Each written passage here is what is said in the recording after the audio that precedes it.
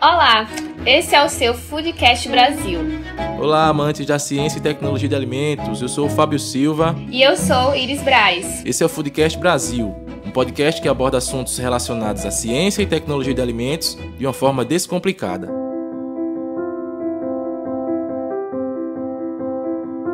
Sejam bem-vindos à nova série Imunonutrição, Saúde para a Retomada, uma parceria do Foodcast Brasil com o Departamento de Gastronomia da Universidade Federal da Paraíba. Em 10 capítulos, iremos falar sobre como a alimentação pode auxiliar na promoção da saúde e no fortalecimento do nosso sistema imunológico, auxiliando nos mecanismos de defesa do nosso organismo. Vamos contextualizar? O novo coronavírus já é um dos maiores desafios da sociedade no último século. Trata-se de um vírus altamente transmissível entre os seres humanos e que até o dia de hoje, 17 de julho, contaminou mais de 13,8 milhões de pessoas e causou mais de 590 mil mortes em todo o mundo. No Brasil, as estatísticas oficiais relatam até o momento mais de 2 milhões de contaminados e cerca de 77 mil mortes. Milhares de cientistas de diferentes países têm investigado arduamente a ação de medicamentos já existentes e tentado identificar formas e métodos terapêuticos para combater o novo coronavírus. Infelizmente, ainda não existe vacina ou tratamento comprovadamente eficaz aprovado para o combate à doença. Apesar disso, é comum encontrar nas redes sociais e veículos de comunicação informações diversas, sem embasamento científico e com o suposto intuito de orientar a população sobre o consumo de alimentos e o uso de suplementos para ajudar na prevenção da Covid-19 ou para minimizar os efeitos do coronavírus no organismo. Levando-se em consideração o interesse pela temática, na nova série Imunonutrição, Saúde para a Retomada, iremos discutir sobre o comportamento do sistema imunológico frente à doença, além de fatos e mitos relacionados aos efeitos da alimentação no fortalecimento do sistema imune e debater acerca dos principais compostos e nutrientes benéficos ao organismo que estão presentes nos alimentos. O nosso propósito é trazer informações e proporcionar reflexões para que você possa compreender a relação existente entre uma boa alimentação e a saúde do nosso corpo. Nesse primeiro episódio, iremos conversar com a professora doutora Estefânia Fernandes Garcia, do Departamento de Gastronomia da UFPB. A professora Estefânia é nutricionista e tem doutorado em Ciência e Tecnologia de Alimentos pela Universidade Federal da Paraíba, atuando no desenvolvimento de produtos fermentados, probióticos e na avaliação da qualidade de alimentos. Atualmente, Estefânia é colaboradora eventual do Programa de Pós-Graduação em Ciências da Nutrição da UFPB, além de ser uma amiga querida dos membros da equipe do Foodcast Brasil. No programa de hoje, vamos discutir os principais aspectos sobre a Covid-19, bem como suas formas de transmissão e prevenção. Na sequência, a professora Estefânia irá abordar de forma sucinta sobre o funcionamento do sistema imunológico do indivíduo infectado e, ao final, iremos refletir sobre o impacto da alimentação no sistema imune. Olá, Estefânia! Primeiramente, é uma satisfação enorme ter a sua participação aqui hoje nessa série especial. Dê um olá para os nossos ouvintes! Olá, pessoal! Também estou muito feliz, e agradecida à equipe pelo convite para conversar sobre esse tema, que é de grande relevância no momento que a gente está vivendo hoje. Seja bem-vinda, Esther. A gente sabe que desde março, a gente tem sido bombardeado com uma série de informações e notícias sobre o novo coronavírus. Eu imagino que alguns dos ouvintes já devem saber de cor o que é a Covid-19, mas apenas para contextualizar, eu queria que você, Estefânia, contasse para a gente um pouco sobre esse vírus pandêmico. Realmente, ultimamente a gente tem sido escutado muitas informações na mídia, visto na internet, a respeito do coronavírus e dessa Covid-19. As pessoas veiculam frequentemente que é um vírus novo. Então, na verdade, esse termo Covid-19, ele significa doença do coronavírus 2019, porque surgiu, né, no ano passado. Mas existe já uma família denominada Coronaviridae, onde são encontrados 4 gêneros de coronavírus: o alfa, o beta, o gama e o delta coronavírus. Essa síndrome respiratória que tem se desenvolvido hoje nos pacientes assintomáticos, com sintomas mais graves, né, que a gente vê sendo veiculado como SARS-CoV, SARS-CoV-2. Então, esse tipo de síndrome, ele é desencadeado pelo beta-coronavírus. Outras síndromes respiratórias também já foram associadas e desenvolveram surtos de coronavírus no mundo em anos anteriores, que foi o SARS-CoV-2 e o MERS-CoV-2. Todos esses foram causados por beta-coronavírus. Então, os coronavírus são responsáveis hoje por cerca de 15% dos resfriados comuns, porém, nessa maioria desses casos, sem desenvolvimento da síndrome respiratória aguda, que é o que a gente tem visto hoje na Covid-19. O surgimento inicial estava associado, né, ao mercado de pescados em Wuhan, na China, onde se começaram a identificar pacientes com pneumonia de uma causa desconhecida, inicialmente. Posteriormente, se verificou que esse vírus era de origem não humana, e existe uma teoria de que a transmissão foi justamente de um animal para humano, não se sabe se por contato ou pela questão da ingestão, já que existe essa prática de consumir, né, alguns animais considerados selvagens lá na China, porque a gente hoje identifica o coronavírus em animais como morcegos, cobras e pangolins, que são animais daquela região. Então, acredita-se que essa infecção se iniciou com a transmissão de um animal para o humano e depois de um humano para outro, e assim, né, com a aglomeração de pessoas, foi realizada justamente essa transmissão entre a espécie humana. Nós sabemos que a transmissão, ela se dá por gotículas expelidas na respiração, que contaminam superfícies, ambientes, tendo o vírus uma vida média de várias horas. Isso vai depender bastante da temperatura, do tipo de superfície onde ele vai estar em contato. E esse vírus, hoje em dia, já se sabe que ele também é encontrado nas fezes, né? Então, existe uma discussão a respeito da contaminação do vírus nas células intestinais, nas pessoas que desenvolvem, né, a doença. E não se sabe ao certo qual é a taxa de transmissão oral fecal e se existe também uma transmissão por alimentos. Então, isso tem sido bastante investigado, mas hoje a principal via de contaminação preocupante é, de fato, a via respiratória. Bom, qual é o grande problema da Covid-19? É justamente a alta taxa de transmissão. Nessas outras síndromes respiratórias causadas por coronavírus que eu citei, existia uma mortalidade moderada de cerca de 10%, por exemplo, como foi a SARS-CoV em 2002. Porém, a taxa de transmissibilidade não era tão alta. Então, ocorreu o surto, mas foi um surto local, que foi resolvido em poucos meses, ao contrário do que aconteceu com a Covid-19, que, por mais que a mortalidade seja considerada baixa, de 2% a 5%, essa alta taxa de transmissão faz com que esses 5% se transformem em milhares de pessoas, que, quando doentes ao mesmo tempo, provocaram colapso dos sistemas de saúde em várias cidades no mundo, onde nós identificamos aquelas imagens, né, de pessoas sendo retiradas mortas dentro de suas casas porque não tinham acesso aos hospitais, dentre todos os outros transtornos que a gente conseguiu identificar nessa alta taxa de mortalidade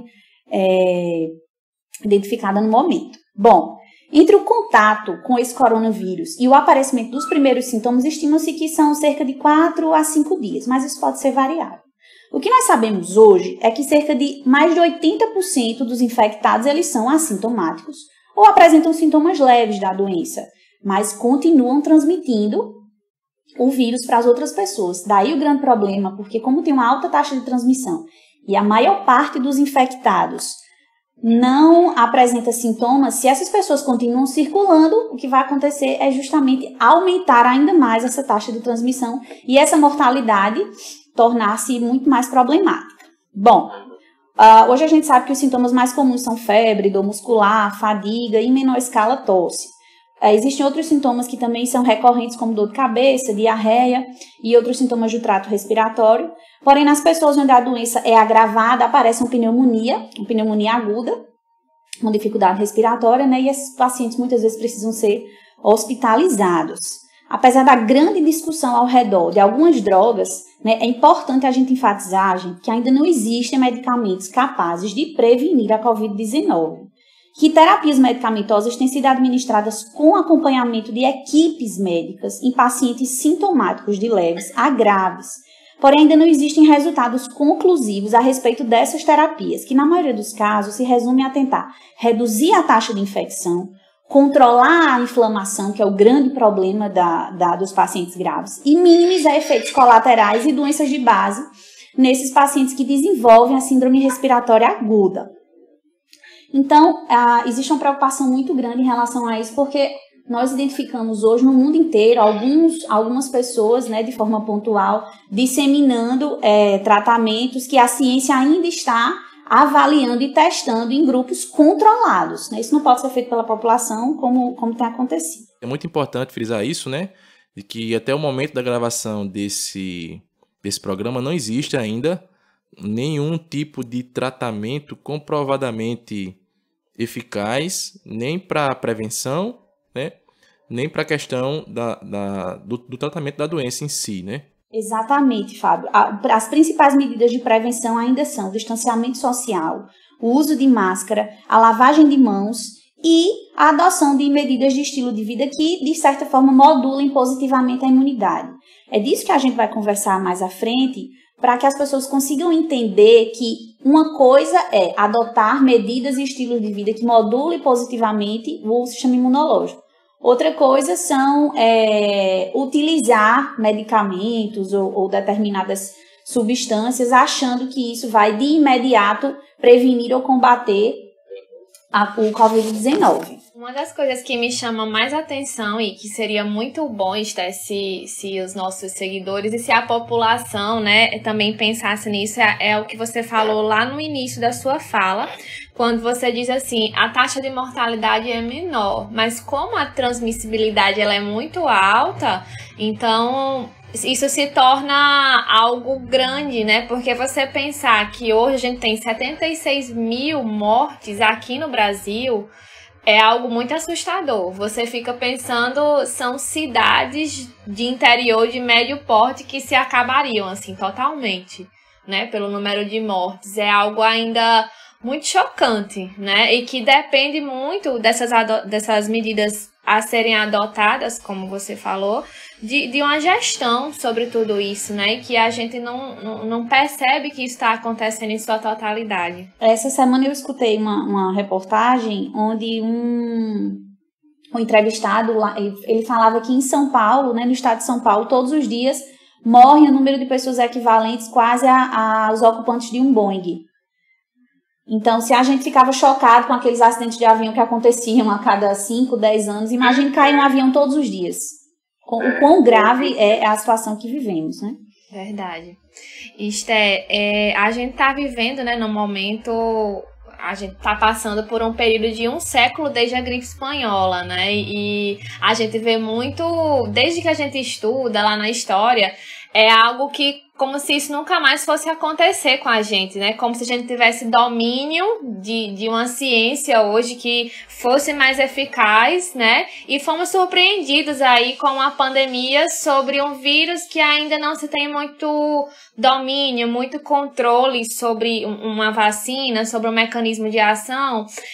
E desde esse período a gente já tem presenciado o aparecimento de vários vírus novos. Então, quais os possíveis motivos e se isso já era esperado, Esther, essa questão desses novos vírus, essa contaminação? O que é que você tem a dizer sobre isso? Bom, os vírus eles têm alta capacidade de mutação, né? E constantemente ocorre o surgimento de novos viroses, né? Ao longo dos anos, isso já era algo esperado pela humanidade. Claro que ninguém esperava uma pandemia, mas o comportamento dessas viroses, essa taxa de mutação, surgimento de novas doenças, sim, as ciências já dominam esse comportamento dos vírus, não só dos respiratórios, né, mas outros tipos de viroses, isso é comum na natureza. Hoje nós vivemos também bastante agrupados, né, uma grande comunidade populacional, diferente da taxa de pessoas aglomeradas que existia na gripe espanhola. E o mundo foi avisado, na verdade, a respeito dos indícios do coronavírus, porque em 2012 houve um surto, como eu comentei no início da entrevista, né, um surto de um novo tipo de coronavírus causador da síndrome respiratória aguda. Esse surto aconteceu na Ásia. Porém, antes que se concluíssem os estudos com vacinas para humanos, o surto foi controlado e os financiamentos para a pesquisa da continuidade do desenvolvimento dessa vacina, eles foram encerrados. Em 2016, um novo surto voltou a acontecer no Oriente Médio, causado por coronavírus, com o desenvolvimento de uma nova síndrome respiratória aguda, que foi chamada de MERS, porque na verdade é a síndrome respiratória do Oriente Médio. Porém, com o controle desse surto, que aconteceu também em poucos meses, aconteceu novamente a perda do interesse no desenvolvimento da vacina. Não dos cientistas, mas dos órgãos financiadores da pesquisa para desenvolver essa vacina contra algo que se pensava que havia sido controlado. Então, o grande problema é que as viroses, de maneira geral, muitas viroses são autolimitadas, né? Elas se desenvolvem e o sistema imunológico acaba resolvendo. E o que aconteceu nesses dois casos aí desses surtos por coronavírus é que não existia a alta taxa de transmissibilidade que existe com relação à Covid-19. Então, aquilo ficou restrito àquela localidade e os financiadores imaginaram que não haveria lógica em desenvolver a vacina para algo que não estava mais contaminando as pessoas. O fato é que o mundo foi imprudente. Se essas pesquisas tivessem continuado, né, se tivesse sido dada atenção, principalmente porque o coronavírus ele é novo, ele é recente, comparado, por exemplo, com o surgimento de outras viroses que causam sintomas respiratórios. Então, se essas vacinas tivessem sido desenvolvidas já em humanos, nós teríamos hoje um avanço muito grande no desenvolvimento da vacina para a Covid-19, porque quando comparados, os coronavírus eles têm cerca de 80% de similaridade genética entre eles. Então, o comportamento deles é semelhante. Possivelmente, o comportamento deles na infecção nas células humanas também possa ter uma certa semelhança. Então, se a gente já tivesse isso avançado em humanos, com certeza o mundo estaria bem mais preparado para o que nós estamos vivendo hoje, né?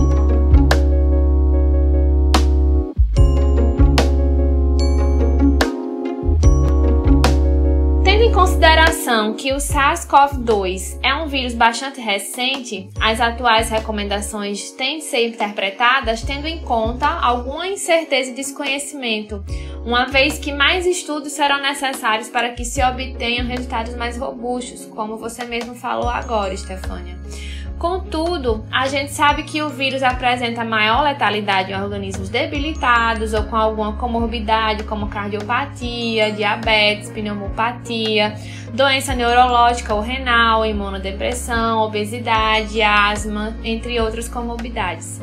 Desde o início da pandemia do novo coronavírus, um sistema do nosso corpo tem ganhado muita importância, que é o sistema imunológico. Agora, fala-se bastante dele para explicar por que parte da população tem seu estado de saúde agravado pela ação do novo coronavírus e outra parte segue assintomática. E como funciona o sistema imunológico do indivíduo infectado? Então, esse é de fato um dos maiores desafios hoje, né, para a compreensão aí dos sintomas clínicos dos pacientes, que são diversos, né? E antes da gente falar sobre o comportamento da infecção por coronavírus humano, é importante a gente entender rapidamente como funciona esse sistema imune, porque eu imagino que nem todos os ouvintes do Foodcast Brasil são da área de saúde, né? E aí, o que é que acontece? O sistema imune, ele é um sistema bem complexo, né? Acho que talvez um dos mais complexos, junto com o sistema nervoso, no organismo humano. É uma rede complexa de células de defesa, também de substâncias químicas geradas por essas células, que são verdadeiras mensagens distribuídas entre elas. É um sistema que trabalha constantemente, não apenas quando temos uma infecção grave. Está distribuído por todo o corpo, especialmente associado às mucosas, medula óssea, baço e gânglios linfáticos. O sistema imunológico ele apresenta basicamente dois tipos do que chamamos de resposta imune. Existe a imunidade inata, que ela é formada por células que constantemente entram em contato com os patógenos no nosso organismo e que, por meio de uma resposta rápida, porém inespecífica, combate a maioria desses patógenos, antes mesmo de uma resposta inflamatória se desenvolver. Então, a inflamação, que a gente conhece, ela é justamente um mecanismo do sistema imunológico para combater patógenos que não puderam ser destruídos pela imunidade inata, que é de resposta rápida. Patógenos mais resistentes ou em maior número desencadeiam um outro tipo de resposta imune, a qual chamamos de imunidade adaptativa. Nesse tipo de resposta imune, há uma grande migração de células para o local da infecção, uma maior vascularização e grande número de quimiocinas e citocinas pró-inflamatórios, ou seja, que causam inflamação, que dão diferentes mensagens às outras células do sistema imune, desde atrair determinadas células para o local de infecção, estimular a síntese de anticorpos de alta especificidade, e aí para esclarecer para os ouvintes, os anticorpos eles marcam os patógenos, fazendo com que eles sejam reconhecidos pelas células do sistema imune que irão destruí-los. Nosso sistema imune tem células que elas são chamadas inclusive de células natural killer, né? São assassinas. De fato, essas células, quando identificam esses patógenos marcados pelos anticorpos, elas vão lá e promovem a destruição. Bom, essas mensagens elas também ativam a diferenciação celular de linfócitos e criação de memória em como combater aquela infecção. Essa memória, né, imunológica que todos nós almejamos aí adquirir contra esse coronavírus. Bom, então, tendo esclarecido um pouco a respeito do complexo sistema imune, o que acontece com o indivíduo quando se contamina por coronavírus? Bom, como a contaminação se dá especialmente pela via respiratória, as primeiras células infectadas serão as dessa região. Logo, o sistema imune inicia a resposta da imunidade inata. É quando células dendríticas, macrófagos e monócitos entram em contato com esses patógenos, um grande número de citocinas e quimiocinas, que são aquelas mensagens que eu expliquei, que são distribuídas entre elas para as comunicações, são liberados, desencadeando o que a gente chama para a Covid-19 de cascata inflamatória. Uma grande concentração dessas células vai gerar uma resposta inflamatória aguda muito forte. Ao mesmo tempo, existe também uma redução no número de linfócitos T que tem sido observada nos pacientes que desenvolvem a doença, né, de forma sintomática. Paralelamente, é desencadeada a resposta imune adaptativa. Quando os linfócitos B são ativados, vão produzir a imunoglobulina M,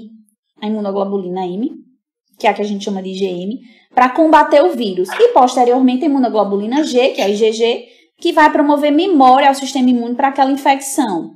Bom, não se sabe por quanto tempo, né, essa memória vai durar e ainda não se sabe se todos os indivíduos infectados por coronavírus desenvolvem essas imunoglobulinas de memória. O grande problema da infecção, de fato, é a cascata de substâncias pró-inflamatórias, né, que nos pacientes mais graves vai promover sintomas que muitas vezes levam a maiores complicações e à morte. E dependendo do paciente em questão, quando ele desenvolve essa síndrome respiratória aguda, essa cascata pró-inflamatória ela vai gerar sintomas que muitas vezes fazem com que o paciente vá a óbito antes mesmo do sistema imunológico ter a resposta adaptativa e conseguir destruir completamente esses vírus. Porque a imunidade adaptativa ela é mais especializada, mas ela leva tempo, ela demora dias. E nós temos visto que para alguns pacientes que desenvolvem a doença no estado grave, em cerca de 5 dias de sintoma, muitas vezes eles já vão a óbito. Então, há muita coisa ainda desconhecida a respeito do comportamento da doença. Provavelmente existe um fator genético forte, né, que determine aí o desencadeamento de respostas imunológicas distintas. Qual é o grande problema da memória nessa infecção? Não, né? Em estudos com outros coronavírus causadores de síndrome respiratória aguda, foram detectados diferentes níveis de IgG, que é a imunoglobulina que nos dá a informação de que o corpo registrou a memória de como combater aquela infecção.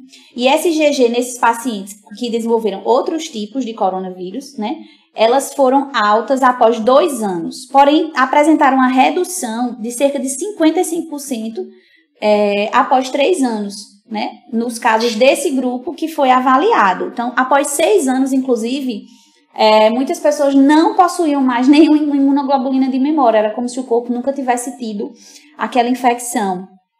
E hoje em dia essa é a grande preocupação, porque até que ponto você já ter sido infectado e isso vai te garantir que você não vai mais desenvolver a infecção ou que você vai desenvolver a infecção de forma não sintomática e possa estar transmitindo, né? Então, isso ainda é desconhecido, né? E por isso os órgãos reguladores de saúde do mundo inteiro continuam afirmando que é necessário o distanciamento social com prudência e o uso de máscara, porque mesmo para as pessoas que já tiveram, não se sabe ainda se elas podem contrair novamente. Existem, né, alguns relatos de pessoas que contraíram 2 vezes, mas os estudos falam muito também a respeito de que possam ter existido falhas na testagem dessas pessoas, que acham que tiveram 2 vezes, quando na verdade só tiveram 1. Então, de fato, tudo é muito obscuro ainda, é desconhecido, e os poucos estudos que nós temos são com grupos pequenos. Ô, Esté, você me lembrou uma coisa, que essa questão desse ciclo, né, da imunoglobulina ainda é um mistério com relação à durabilidade de vacinas, né, porque corre-se o risco de estar fazendo um mega esforço para chegar a uma vacina e essa vacina não ter uma durabilidade que seja viável, né? Exatamente, Iris. Eu li um estudo importante, né, que foi publicado num periódico de alto impacto, essa semana, onde a discussão final era justamente a respeito disso. Porque agora nós precisamos identificar, né, se o desenvolvimento de uma vacina vai, de fato, desenvolver uma imunidade, desenvolver memória, ou se nós estamos indo para um caminho que não vai ter, né, não vai ter resposta. Tudo isso ainda é muito preocupante. E apesar de a gente já estar há alguns meses, em isolamento, com todo o estilo de vida e a estrutura das cidades modificadas, as pessoas têm se cansado, né, dessa situação e têm quebrado o isolamento. E em alguns lugares do mundo nós já identificamos novas ondas de contaminação e pessoas estão morrendo, né? As pessoas estão morrendo. Ontem mesmo foi citado, né, no jornal, nos jornais, que os Estados Unidos está numa nova onda, né? Ele atingiu valores ontem, eu não sei se Fábio viu, atingiu valores ontem de transmissão e mortalidade que foram maiores do que os maiores dias há uns meses atrás. Existem algumas cidades, alguns casos especiais no mundo onde se identificaram que houve, né, um grande surto da doença, um grande número de mortes, e em seguida, com o afrouxamento do distanciamento social, essa taxa de mortalidade não continuou na mesma intensidade. E aí muitos governantes querem tomar essas cidades como exemplo para o mundo todo. Na verdade, isso não pode ser generalizado, porque esses casos podem estar associados, por exemplo, a bolhas, né, a locais onde existem muitas pessoas já que contraram infecção e que só entram em contato com aquele grupo e por isso a taxa de mortalidade não cresce. Mas se as fronteiras, né, se as viagens voltarem a acontecer, se as pessoas continuarem a se movimentar e entrar em contato com pessoas de outras regiões, elas vão sair dessas bolhas, né? E provavelmente a gente vai ter esses novos surtos, que é o que tem acontecido nos Estados Unidos. Então, foi exemplificado inclusive o caso de Manaus, de São Paulo, de Estocolmo, onde existia uma grande infecção, um grande número de mortes, e agora aparentemente isso está controlado, mas a teoria é de que eles estão em uma bolha de pessoas que estão lá confinadas naquele mesmo local, mas possivelmente com um grande número de pessoas imunes. Não se sabe. O fato é que a gente não sabe, e o relaxamento nas medidas de controle de prevenção ele não pode acontecer. E por falar um pouco na questão do sistema imunológico, né?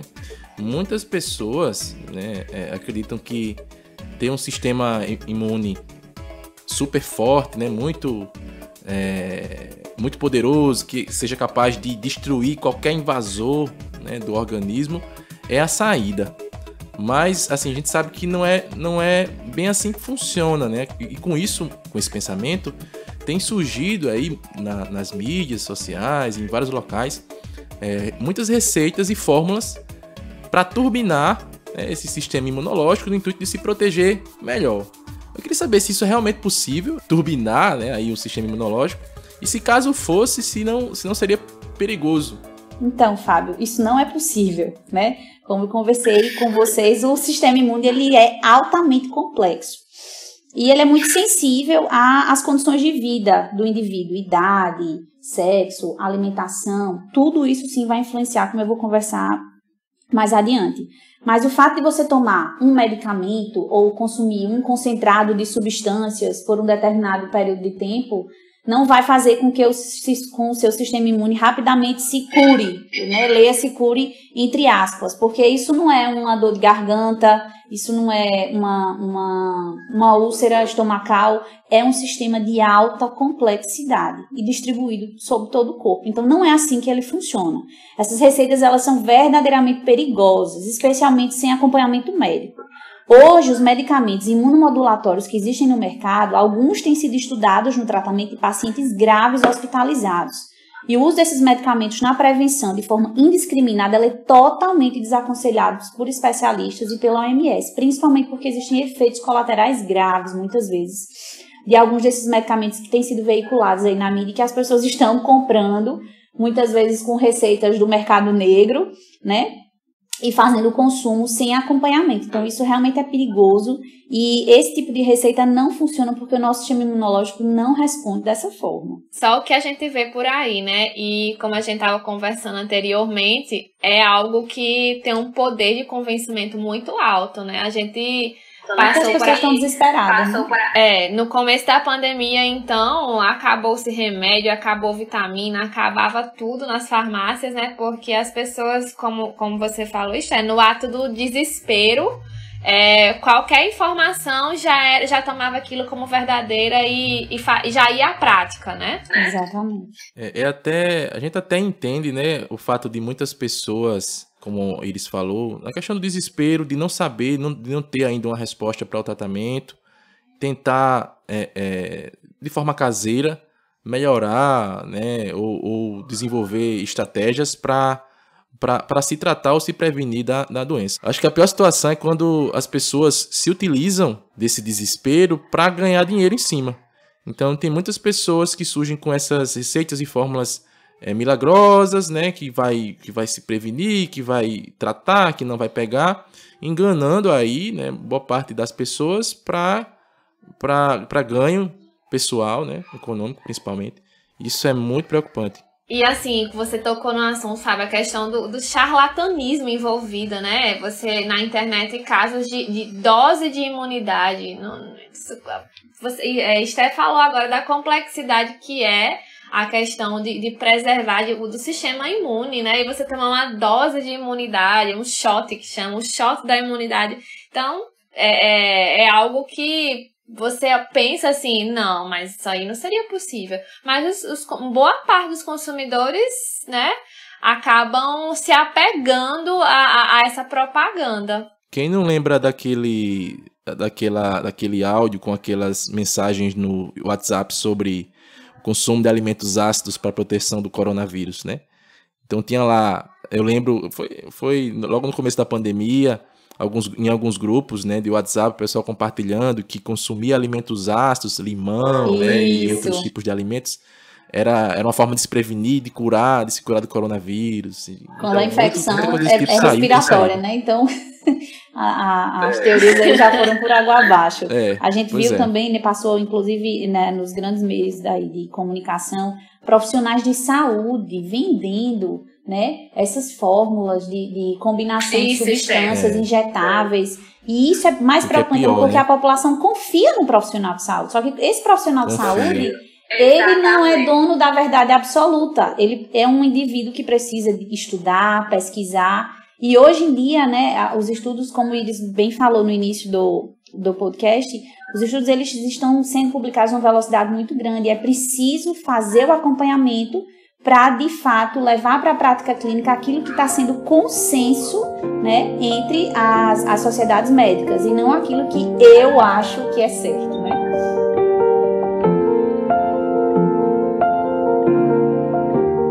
Bem, Esther, então agora, quais as principais formas para manter o equilíbrio do sistema imunológico? Então, gente, hoje a gente sabe que o sistema imune ele sofre forte influência dos vários hábitos do nosso cotidiano. Então, alguns fatores modificam e modulam o nosso sistema imune de forma negativa, né? Como é o caso, por exemplo, da obesidade, o diabetes descompensado e outras doenças de base, onde nessas pessoas se instalam constantemente condições pró-inflamatórias, ou seja, circulam ali no sistema sanguíneo dessas pessoas aquelas substâncias que a gente comentou, aqueles mensageiros que são pró-inflamatórios. Então, nesses indivíduos, quando infectados, a chance deles desenvolverem um quadro grave da doença é bem maior. Então, de fato, o conhecimento hoje do maior risco da síndrome respiratória aguda nos indivíduos obesos e nos indivíduos com algumas dessas doenças de base é maior. Bom, em contrapartida, uma alimentação equilibrada em macro e micronutrientes, rica em fibras e também compostos antioxidantes, tem inúmeros efeitos positivos documentados na modulação positiva do sistema imune e em seu estado de alerta. Como eu conversei com vocês inicialmente, aquela imunidade inata, né? Então, constantemente o nosso sistema imune, ele está entrando em contato com patógenos, com antígenos externos e nos protegendo. Então, o que faz com que algumas pessoas tenham um sistema imune mais ou menos alerta, é claro, são fatores genéticos, mas são também atribuídos ao seu estilo de vida. Hoje a gente também tem um conhecimento muito grande a respeito do efeito e da interação da microbiota, né, do nosso organismo com o sistema imune. A gente tem uma série de espécies de bactérias que convivem conosco, né, e a maior população delas encontra-se no intestino, e nós já conhecemos e reconhecemos o papel dessa microbiota em manter ativo esse sistema imunológico. Quando acontecem situações em que essa microbiota ela é desequilibrada, que a gente caracteriza como disbiose, o estímulo a esse sistema imune, esse estímulo positivo que essa microbiota daria, ele vai ser prejudicado. Então, o que é que faz com que isso aconteça? Uma alimentação muito rica em gordura e açúcar simples, né, ela vai sim ter consequências negativas no sistema imunológico. O tabagismo também é uma condição que gera uma condição pró-inflamatória aí nesses indivíduos. Um outro fator importante que muito tem se falado sobre o impacto no nosso sistema imune é a questão da idade, né? De fato, o que nós sabemos hoje é que a sua idade cronológica, ela não necessariamente é a sua idade imunológica. Pois é, gente, a gente tem duas idades, uma cronológica e uma imunológica. E aí, o que é que acontece? Muitas vezes... jovem. Você não sabe se você de fato é jovem, hein? O que acontece é que muitas vezes, por conta de adotar um estilo de vida com várias causas que deprimem esse sistema imune, você pode ter 30 anos com o sistema imune de alguém de 70 ou de 80. Isso já foi comprovado, certo? Então, essa idade imunológica ela é dependente do nosso estilo de vida. E por que um sistema imune mais envelhecido ele é mais deficiente? É isso? Não, na verdade, o que se tem identificado é que algumas respostas imunes, né, em pessoas idosas, ela muitas vezes tem se apresentado prejudicada. Mas não apenas a idade cronológica, como eu comentei, vai ser um fator determinante. Você pode ser um idoso que alimenta-se bem, que pratica atividade física, que tem um sono regular, e dessa forma o seu sistema imune vai responder muito melhor do que um jovem, né, que ingere grande quantidade de drogas, má alimentação, vive sob estresse e condições psicológicas perturbadoras, que também afetam o sistema imune, né? Então, hoje em dia, em relação à alimentação, muitos estudos estão disponíveis a respeito de substâncias alimentares que modulam positivamente o sistema imune. De forma mais específica, metabólitos da vitamina A e da vitamina D interferem no nosso sistema imunológico, atuando como antivirais em alguns tipos de infecção respiratória.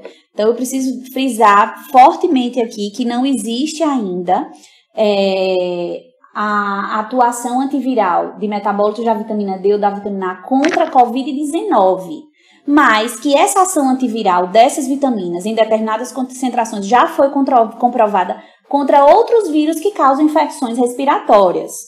Então, o que acontece é que o consumo, né, regular das doses recomendadas poderia modular positivamente o sistema imune, mas não a ponto de te proteger com certeza da infecção da Covid-19, entende? Então, existe uma linha muito tênue para falar sobre isso. A modulação dessas vitaminas que eu citei, do zinco, também tem se discutido, dos antioxidantes. Então, nós temos nos alimentos uma grande distribuição de flavonoides, de polifenóis, que tem uma ação antioxidante poderosa e que sim modula positivamente o sistema imunológico. O que não se sabe é se, frente à Covid-19, essa modulação acontece de uma forma significativa. Já existem alguns estudos em andamento, né, com pessoas infectadas e também com um grupo de pessoas saudáveis, avaliando justamente o papel dessas vitaminas citadas, desses polifenóis, com relação à prevenção da Covid, mas nada ainda conclusivo.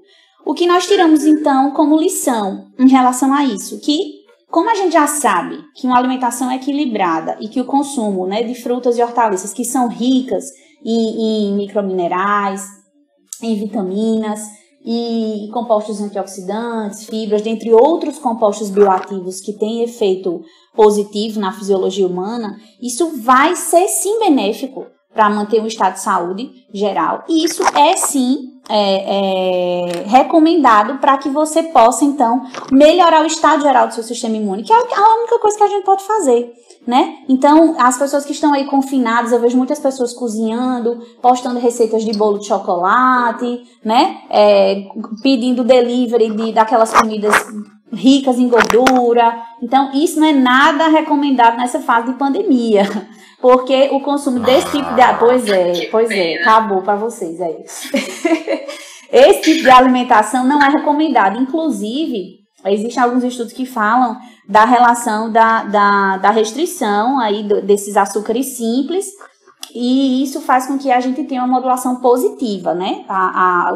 Uma dieta rica em açúcar simples e em gordura, ela modula negativamente o nosso sistema imunológico. Então, cuidado com o que vocês estão comendo, tá, pessoal?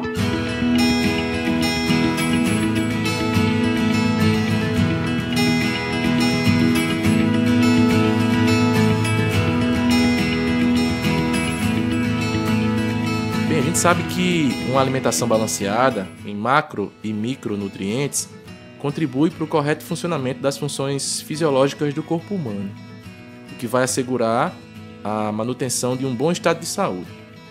A ingestão adequada de vitaminas e minerais melhora a resposta do sistema imunológico, podendo ter impacto no desenvolvimento de doenças. Apesar dessas informações, ainda não existem evidências científicas de que algum alimento ou suplemento alimentar possa prevenir ou tratar de forma eficaz a Covid-19. Até o momento, nenhum órgão de saúde ao nível mundial identificou ou autorizou qualquer alegação de saúde, né, a um alimento que seja adequado para a redução do risco de infecção relacionada ao novo coronavírus. Eu queria saber, Esther, qual na verdade, né, falando um pouco mais sobre o que você acabou de citar, qual seria o impacto da alimentação sobre o sistema imune? Então, Fábio, como eu estava comentando, existe sim influência, isso já foi documentado, da alimentação, seja ela adequada ou desequilibrada, sobre o sistema imune, né?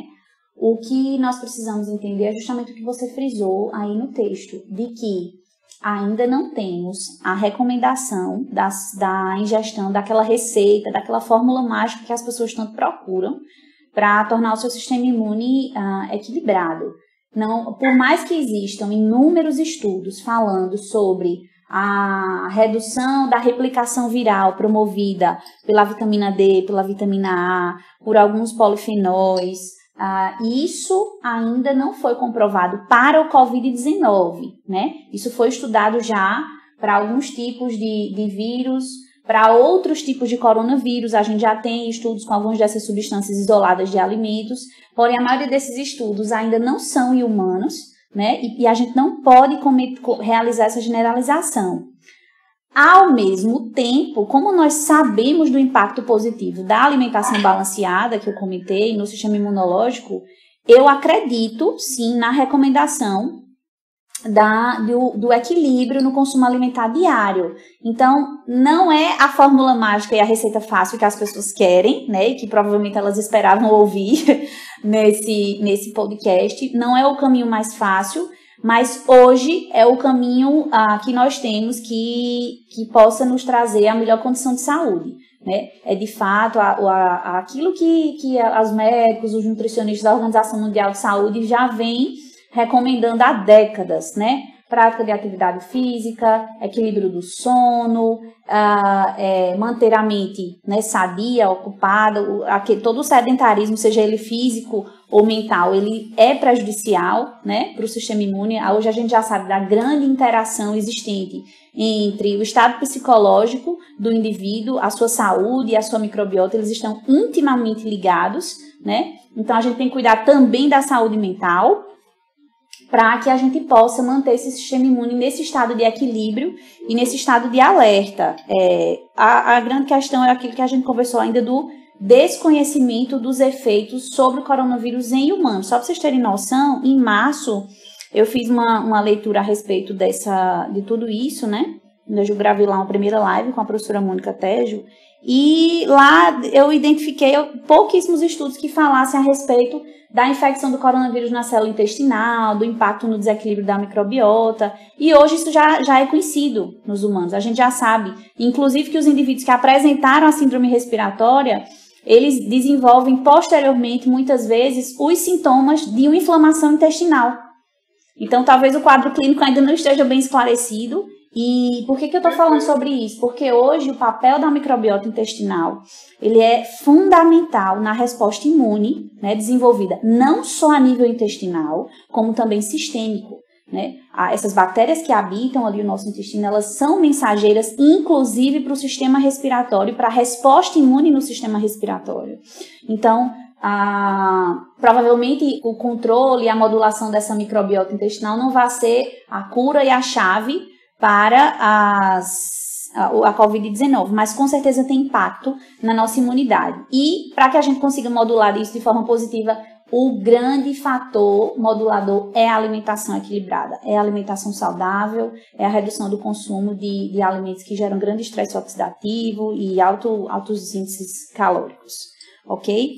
Então, a gente vai ter a oportunidade, né, de conversar mais aí sobre cada substância dessa, para pesquisar mais a fundo justamente a respeito desses estudos que estão sendo publicados em torno dessas temáticas, ok? Muito bom. Só para lembrar, pessoal, que a gente ainda tem mais alguns episódios, né, como o professor Esté comentou, em que vamos tentar aprofundar um pouco sobre cada subtemática dessa, não é, Esté? Isso mesmo, Fábio. A gente tem aí uma série de profissionais aqui da Universidade Federal da Paraíba, do curso de Gastronomia, do curso Técnico em Nutrição do campus de Bananeiras, né? E também do Programa de Pós-Graduação em Ciências da Nutrição, aqui no UFB Campus João Pessoa. Então, nós vamos discutir, né, nos próximos capítulos a respeito de cada substância dessa, né, isolada de alimentos que tem algum efeito imunomodulador. Vamos falar sobre microbiota, prebióticos, sobre algumas vitaminas, sobre alguns minerais, sobre os polifenóis e algumas substâncias da medicina chinesa, né, que vários estudos têm apontado aí também que poderiam ser utilizadas como preventivos para as infecções respiratórias e como moduladores positivos do sistema imunológico. Então vem bastante coisa por aí, a gente tem uma turma bem empenhada para conversar e esclarecer isso para as pessoas.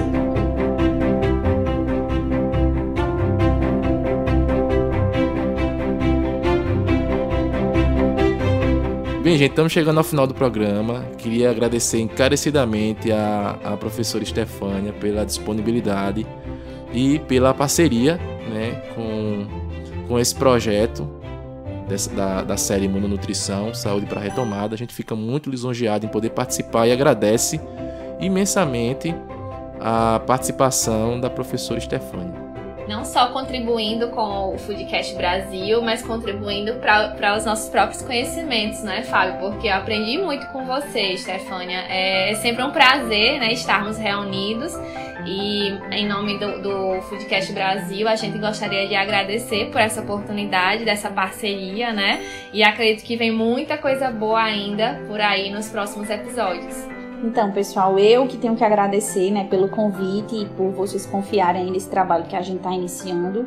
Esse projeto da imunonutrição, ele é um projeto encabeçado pela professora Ingrid e por mim, né? Então, nós, pensando em toda essa temática que a gente tinha iniciado a discussão antes com a professora Mônica, pensamos em multiplicar, né, essa ideia e aprofundar as informações a respeito disso para dispor para a população um tema que é de interesse de todos, né? E aí eu também parabenizo vocês pela organização, desde a pauta, a organização das informações, né? E realmente é um novo meio de comunicação muito prático, né? Eu já sou fã aí da página e tenho acompanhado todos, porque a gente vai executando outras atividades e vai se atualizando. Então, eu acho fantástico a proposta do podcast e estou super feliz também de estar nessa nova tendência aí da comunicação e da comunicação científica, né, que é tão importante hoje.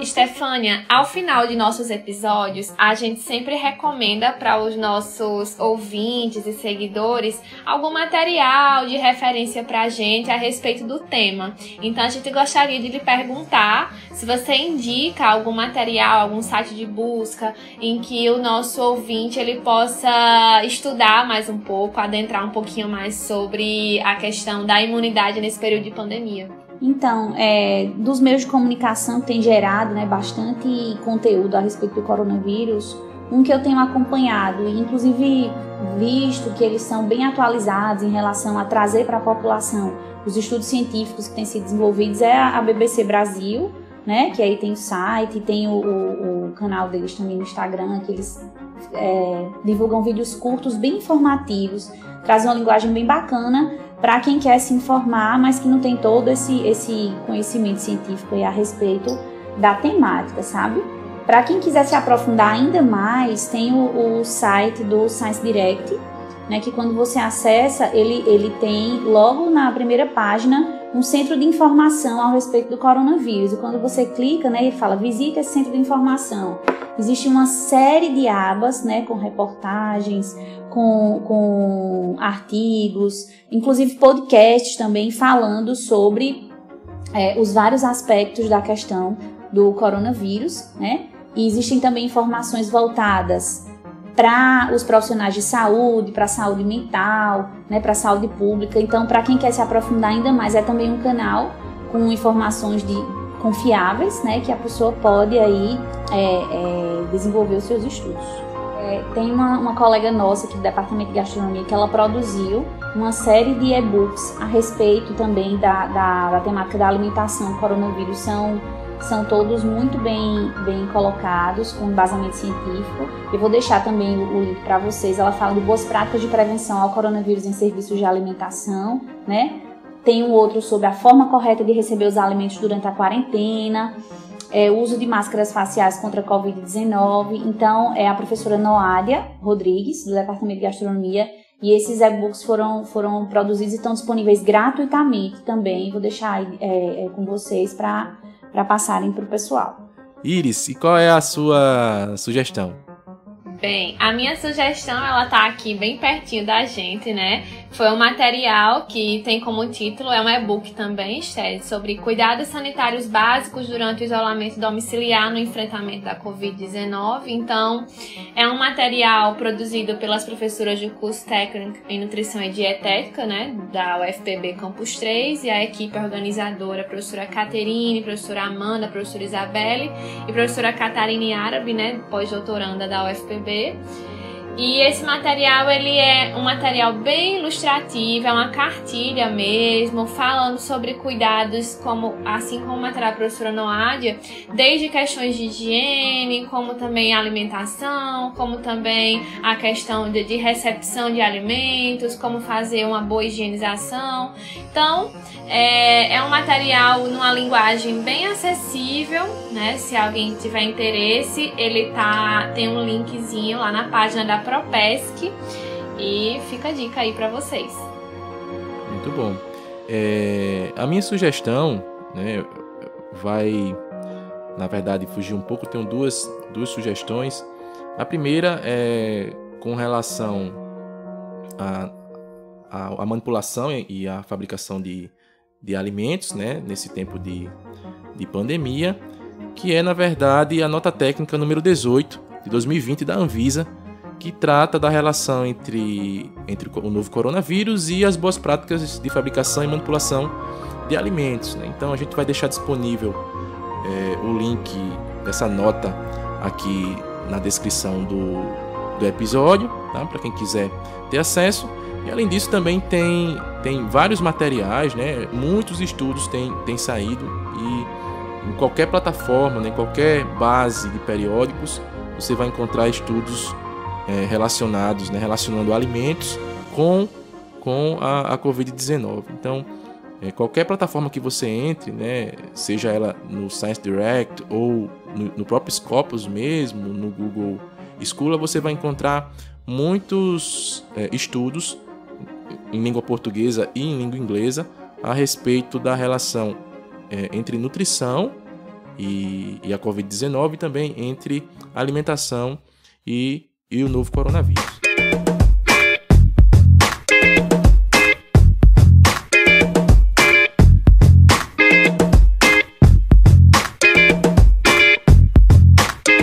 Bem, pessoal, chegamos ao final do primeiro capítulo da série. Fiquem atentos para os próximos capítulos.